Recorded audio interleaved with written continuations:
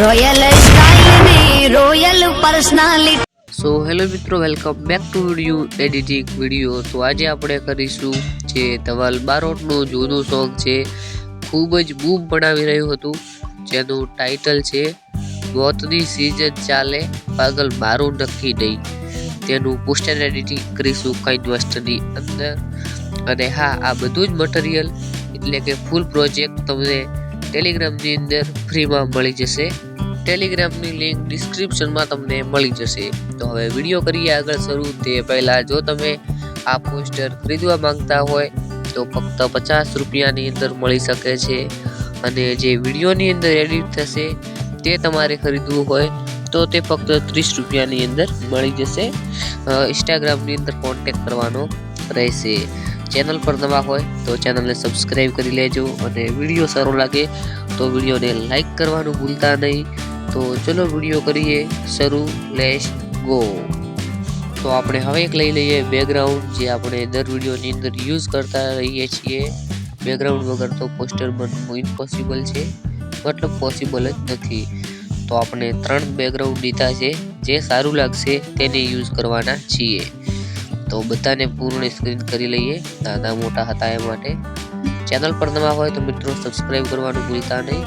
તો આપણે 3ને પૂર્ણ સ્ક્રીન કરી લીધા છે, અને હવે અહીંયા લેયર પર જઈશું, અને લેયર પર ગયા બાદ જે મીડિયાનું ઓપ્શન મળે છે તેની પરથી ગેલેરીની અંદર પ્રવેશ કરીશું, અને અહીંયાથી આપણે ફોટા લઈશું જે પીએનજી કર્યા છે તે ફોટા લઈ અને ફોટાઓને સરખી રીતે સેટ કરી લઈશું થંબનેલ ઉપર, એટલે સારા લાગે કમ્પ્લીટ રીતે।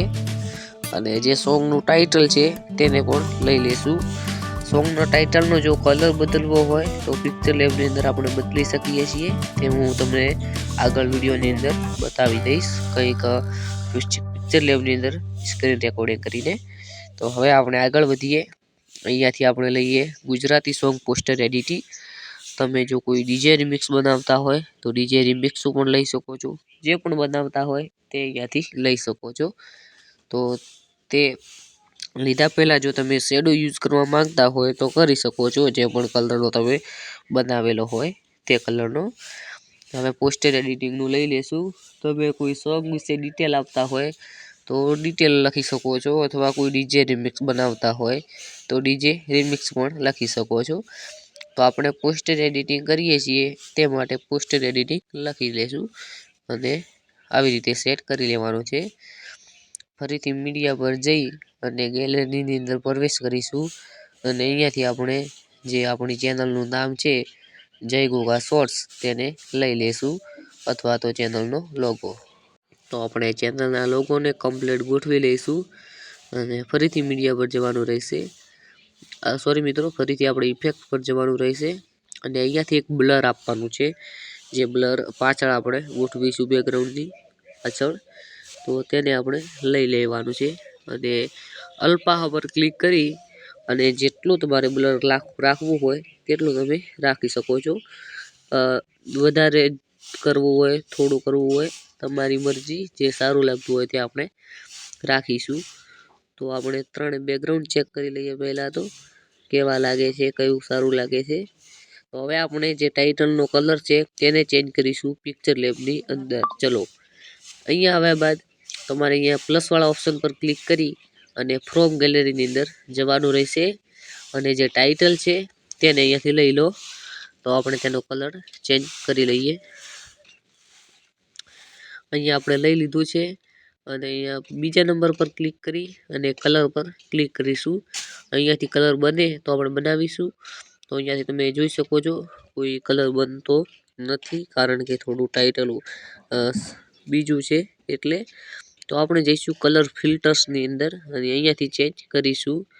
અહીંયા આપણે ઘણા બધા ઓપ્શન મળે છે, 4 કલર ઓપ્શન મળે છે, તેની અંદરથી સરખી રીતે એડિટ કરવાનું રહેશે। અહીંયા તમે જોઈ શકો છો ચાલે પાગલ, તેનું થોડું ચેન્જ થઈ રહ્યું છે કંઈક આવી રીતે।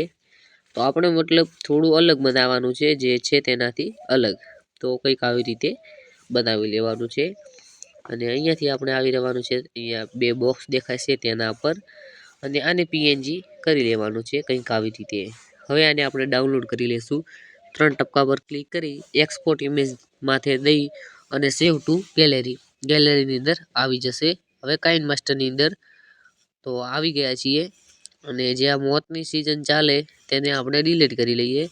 હમણાં તો મોતની સિઝન તો નથી ચાલતી, તો મીડિયા પર ક્લિક કરીને આપણે તે ટાઇટલને લઈ લઈએ. મોતની સિઝન ચાલે પાગલ મારું નક્કી નહીં, તેને આપણે ગોઠવી લઈશું કંઈક આવી જ રીતે. અને આપણે સિંગરનું નામ પણ ગોઠવી લઈએ, જે ધવલ બારોટના સિંગર છે. તમે યુટ્યુબની અંદર સર્ચ કરશો તો પણ પહેલાં જ આવી જશે આ. તો તેને આપણે આવી રીતે ગોઠવી લેવાનું છે. તો આપણું કમ્પ્લીટ પરફેક્ટ પોસ્ટર બની ગયું છે. પોસ્ટર કેવું લાગ્યું તે કોમેન્ટની અંદર બતાવજો. હવે આ પોસ્ટરને તમારે સેવ કરવું હોય ગેલેરીની અંદર, તે પણ લોગા વગર, તો અહીંયા સેટિંગ ઉપર એક ઓપ્શન મળે છે સ્ક્રીનશોટનું, તેના પર ક્લિક કરીને કેપ્ચર એન્ડ સેવ પર ક્લિક કરી લેવાનું રહેશે, એટલે તમારી ગેલેરીની અંદર આવી જશે. થેન્ક યુ, આભાર.